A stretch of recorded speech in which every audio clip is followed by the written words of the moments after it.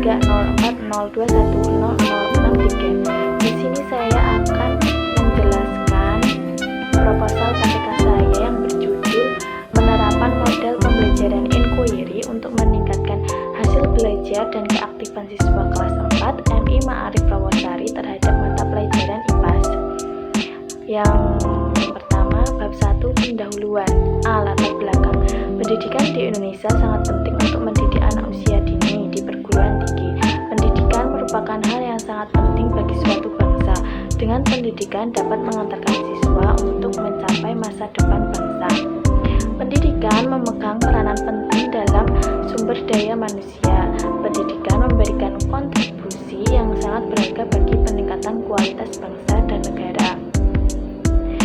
Fungsi pendidikan adalah mengembangkan kemampuan untuk membentuk watak dan kepribadian agar siswa menjadi pribadi yang berharga. Pengembangan minat dan bakat untuk kepentingan bersama, pelestarian budaya dan keeksistensi sosial. Tujuan pendidikan adalah mencerdaskan kehidupan bangsa secara utuh, yaitu takwa kepada Tuhan Yang Maha Esa, berakhlak mulia, santun, independen, serta konsisten. Kreatif dan kemandirian siswa berpengaruh terhadap prestasi yang diperoleh siswa pada saat proses pembelajaran berlangsung, seperti halnya dalam mata pelajaran IPAS atau disebut makhluk sosial. Semua materi IPAS yang berkaitan dengan kehidupan sehari-hari yang mulai dari kebersihan lingkungan yang ada di sekolah maupun di lingkungan rumahnya. Model pembelajaran merupakan suatu cara yang dianjurkan untuk diterapkan pada saat melaksanakan atau memulai program pembelajaran yang digunakan pada saat pengajaran di kelas. Model pembelajaran dapat berpengaruh pada hasil pembelajaran yang telah dilakukan, karena setiap anak memiliki daya ingat dan menerima materi masing-masing. Misal, ada anak yang lebih mudah menyerap materi dengan metode ceramah atau dengan cara metode tanya jawab. Kemudian ada beberapa anak misal yang sulit untuk menyerap materi. Nah, model pembelajaran inquiry adalah suatu model pembelajaran yang memungkinkan peserta didik untuk belajar dengan memanfaatkan berbagai sumber yang membuatnya menjadi aktif dalam mencari dan mengolah informasi sendiri. Keunggulan dari model pembelajaran inquiry ini yaitu dapat membantu peserta didik dalam menggunakan ingatan yang sudah ada untuk dikaitkan dengan konsep yang akan dibahas, mendorong peserta didik untuk berpikir dan bekerja sesuai dengan inisiatifnya sendiri. Siswa merasa bebas dalam belajar dan mendorong peserta didik untuk berpikir dalam menyelesaikan masalah yang sedang dialami. Guru mempunyai peran penting untuk mewujudkan tujuan pendidikan IPAS di Indonesia. Kesuksesan dalam pembelajaran tanpa guru pendidikan di sekolah tidak bisa berlangsung. Guru harus memiliki pendekatan, metode, strategi, dan teknik dalam pembelajaran yang benar atau sesuai. Kemudian ada rumusan masalah. Berdasarkan latar belakang yang tadi sudah dijelaskan, maka rumusan suatu masalah adalah sebagai berikut. Apakah metode pembelajaran inquiry dapat meningkatkan hasil belajar dan keaktifan siswa terhadap pembelajaran IPAS di kelas 4 MI Ma'arif Rawasari? Kemudian tujuan pembelajaran. Sesuai dengan permasalahan di atas, penelitian ini bertujuan untuk mengetahui apakah model pembelajaran inquiry dapat meningkatkan hasil belajar siswa terhadap pembelajaran IPS di kelas 4 MI Ma'arif Rawasari. Manfaat penelitian. Adapun manfaat penelitian ini bagi siswa, melalui penerapan metode pembelajaran inquiry, siswa menjadi lebih bisa berpikir kritis, aktif dalam pembelajaran IPAS, dan hasil belajar IPAS siswa lebih dapat meningkat. Bagi guru, memperluas wawasan guru mengenai model pembelajaran baru dan dapat dijadikan referensi guru untuk mengajar siswanya dalam kegiatan belajar mengajar. Bagi penulis, dapat menambah wawasan dan pengalaman penulis sebagai bekal nantinya jika sudah mengajar. Bab 2 Kajian Pustaka. A. Model pembelajaran inquiry 1. Bab 2 Kajian Pustaka. A. Model pembelajaran inquiry 1. Pengertian model inquiry. Istilah inquiry berasal dari bahasa Inggris yaitu inquiry yang berarti pertanyaan atau penyelidikan. Pembelajaran inquiry adalah suatu rangkaian kegiatan belajar yang melibatkan secara maksimal seluruh kemampuan peserta didik untuk mencari dan menyelidiki secara sistematis, kritis, logis, analitis sehingga peserta didik dapat merumuskan sendiri penemuannya dengan percaya diri. Inquiry merupakan suatu proses untuk memperoleh informasi melalui observasi atau eksperimen untuk memecahkan suatu masalah dengan menggunakan kemampuan berpikir kritis dan logis. Kegiatan pembelajaran dimulai melalui panca indera manusia yang kemudian berkembang menjadi rasa ingin tahu sehingga membentuk partisipasi aktif dari peserta didik. Model inquiry ini menekankan kepada aktivitas peserta didik untuk mencari dan menemukan jawaban sendiri dari apa yang menjadi inti pembelajaran tersebut. Fungsi metode inquiry. Fungsi penggunaan metode inquiry dalam proses pembelajaran diantaranya sebagai berikut. A. Membangun komitmen di kalangan siswa untuk belajar yang diwujudkan dengan keterlibatan, kesungguhan, dan loyalitas terhadap mencari dan menemukan sesuatu dalam proses pembelajaran. B. Membangun sikap aktif, kreatif, dan inovatif dalam proses pembelajaran dalam rangka mencapai tujuan pengajaran. Yang ketiga, kelebihan dan kekurangan metode inquiry. Kelebihan dari metode inquiry adalah A. Membantu menggunakan daya ingat siswa dan mentransfernya pada situasi-situasi belajar. B. Mendorong siswa untuk berpikir dan bekerja keras atas kemauan atau inisiatifnya sendiri. Yang C. Mendorong siswa untuk berpikir secara inisiatif dan merumuskan hipotesisnya sendiri. Kemudian siswa belajar memanfaatkan berbagai jenis sumber belajar di luar sekolah dan tidak hanya menjadikan guru sebagai satu-satunya sumber belajar. E. Menghindarkan cara belajar tradisional atau menghafal. F. Dapat melayani kebutuhan peserta didik yang memiliki kemampuan di atas rata-rata. Kemudian kekurangan. A. Sulit mengontrol kegiatan dan keberhasilan siswa.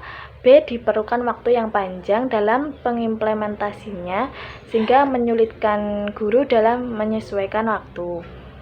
C. Guru dituntut mengubah cara mengajar yang umumnya sebagai penyaji informasi lalu menjadi fasilitator dan motivator. Yang D.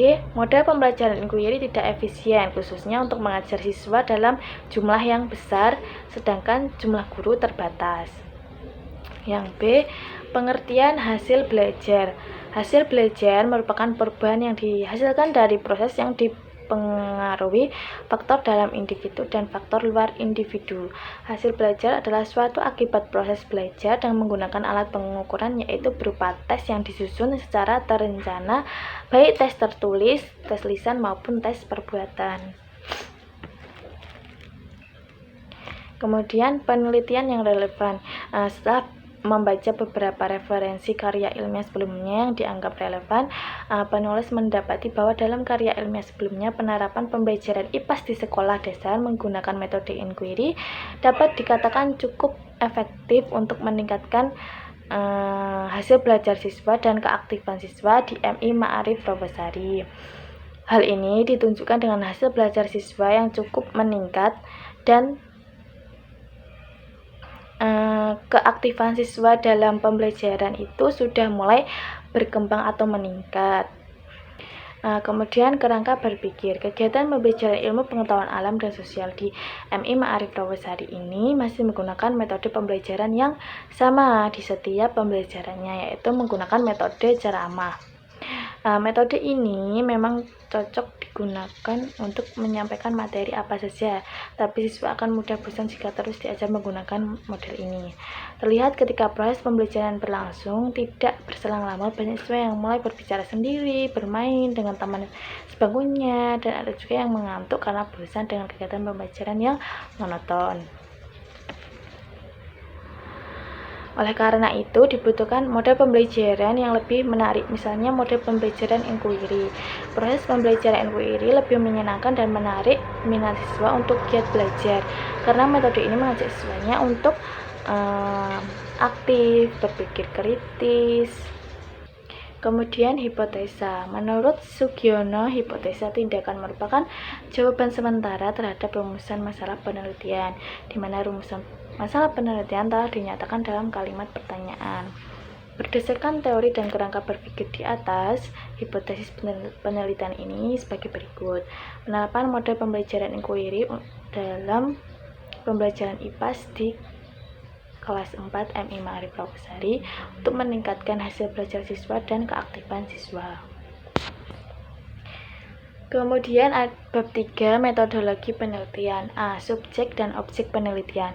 Subjek dalam penelitian ini adalah siswa kelas MI Ma'arif siswa kelas 4 MI Ma'arif Rawasari dengan jumlah siswa 21 siswa, sedangkan objek dalam penelitian ini adalah penggunaan model pembelajaran inquiry untuk meningkatkan hasil belajar siswa dan keaktifan siswa.